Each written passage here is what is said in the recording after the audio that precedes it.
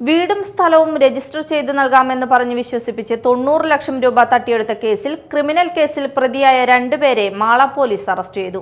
കൊടുങ്ങല്ലൂർ എറിയാട് വലിയ വീട്ടിൽ ജലീൽ 54 വയസ്സ്, കൊടുങ്ങല്ലൂർ ലോകമല്ലേശ്വരം കടമ്പോട്ട് മുഹമ്മദ് ഹനീഫ 71 വയസ്സ് എന്നിവരെയാണ് പോലീസ് അറസ്റ്റ് ചെയ്തത്.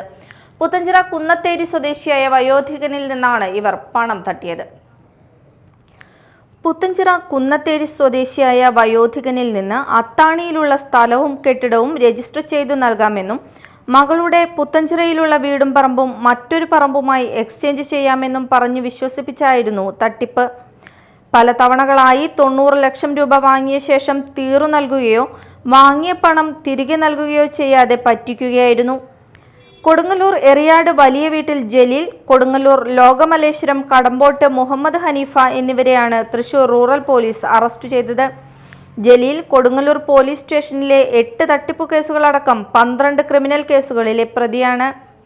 മുഹമ്മദ് ഹനീഫ മാള പോലീസ് സ്റ്റേഷനിലെ ഒരു തട്ടിപ്പു കേസിലും പാലക്കാട് ചാലിശ്ശേരി പോലീസ് സ്റ്റേഷനിലെ ഒരു തട്ടിപ്പു കേസിലും പ്രതിയാണ്.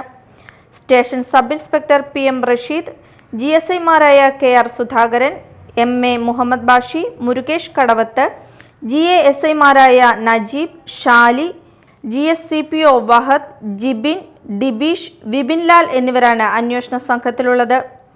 Media time, Mala.